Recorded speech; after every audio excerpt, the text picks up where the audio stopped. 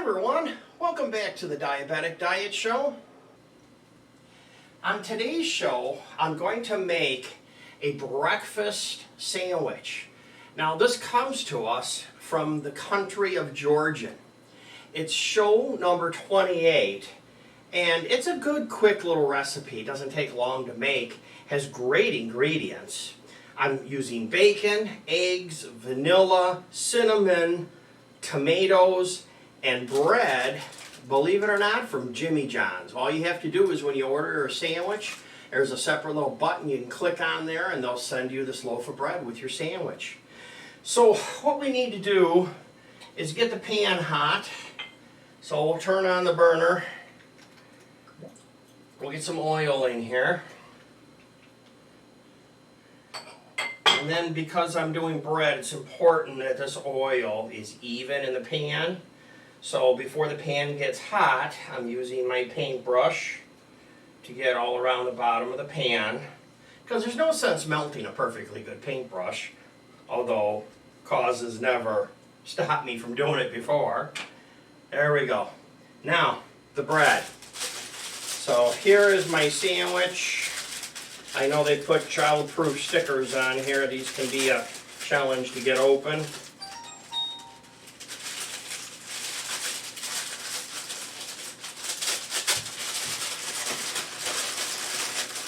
Just like that, and I'll throw the wrapper in the wastebasket. So I don't really want the end piece. It'll kind of interfere with it. So you can cut these as thick as you want. I'm going to do about 1/2 inch. And you need to make several of these depending on the size of your pan and the amount of people that you're going to be feeding. Because ultimately what you're going to do is you're going to put these in the pan like this. You want to fill up an area.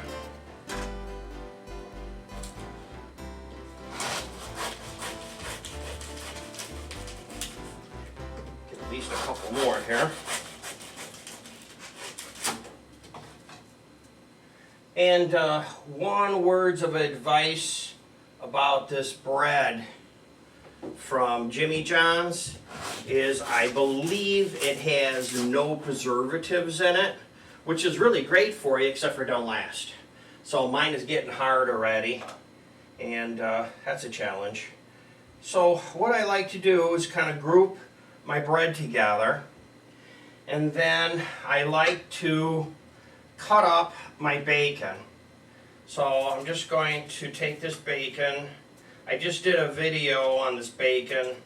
If you just research bacon in my list of shows, I'll put a link to the note to show you how you bake bacon. Much better than doing it on the stove. If you're around and you saw one of my bloopers, I was cooking it on the stove because I was only doing like 3 pieces. And of course I set off the smoke detector. So, you know, I give myself blooper material. And it doesn't cook the bacon very well. You want to cook it in the oven. So here we go, just like this. And I've put the bacon kind of like in the middle of the pan so that when I put my eggs in next, you'll see how it works out. So grab your eggs, and you want a spoon or a fork, and you want to crack your egg by holding it in your hand, and then you can just crack it in here like this.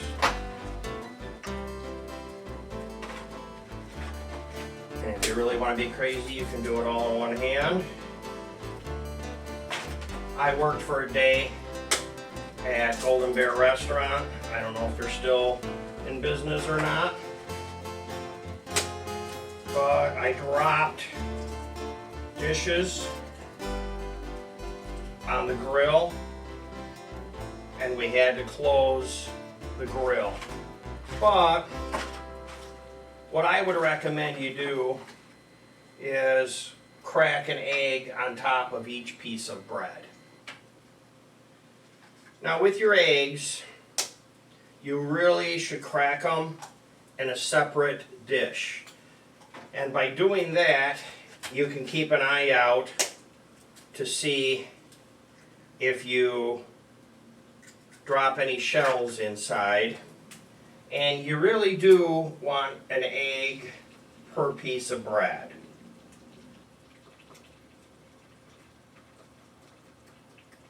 I think I need one more.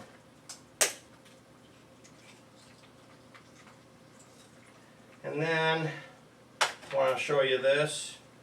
Let's say hypothetically you do drop an egg in with your dish. Just take a shell and use that shell to scoop up the shell that you dropped in there. And of course I'm in a dish which has a bevel to it, and that's adding a little bit of a layer of complexity, but I did get it out. It's funny because a shell does not want to stick to your hand, but it will stick to another shell.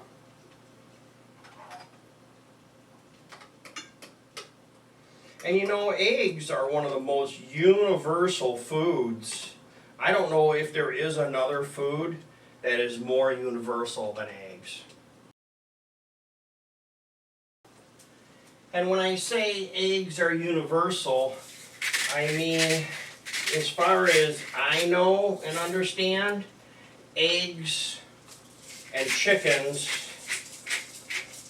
are worldwide in all different languages.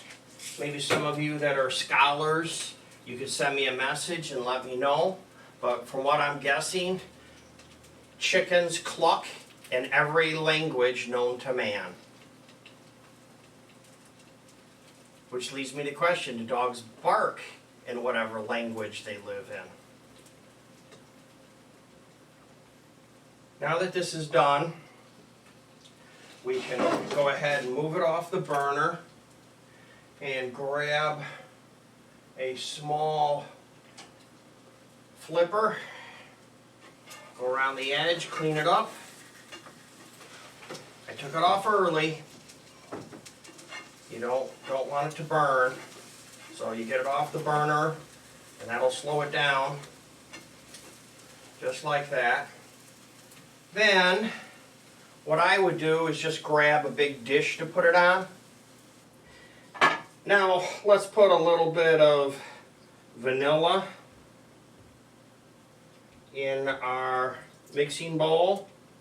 And if you want these measurements, you can just go to where it says subscribe and then click on the more button and the recipe will be there.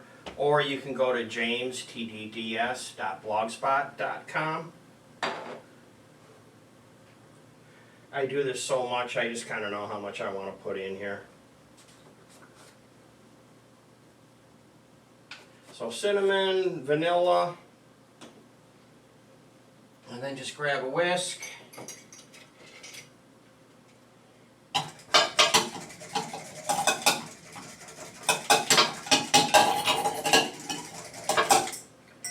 Just like that. Then I'm just going to pour it on here.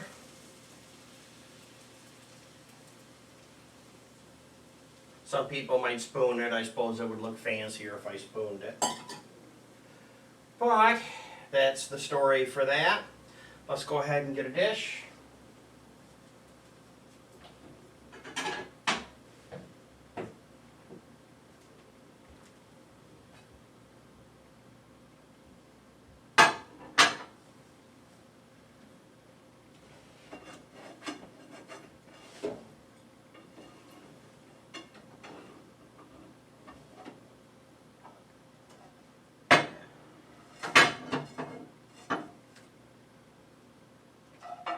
Just like that. And now we can put some more bacon on top if you want. and tomatoes, of course. I use the scissors because I can cut them up thin. I can cut 4 tomatoes out of one little cherry tomato with scissors.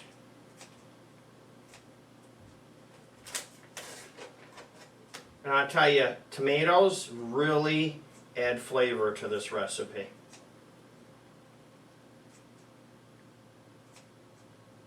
There we go.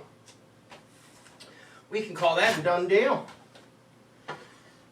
Thanks for watching. Enjoy your breakfast.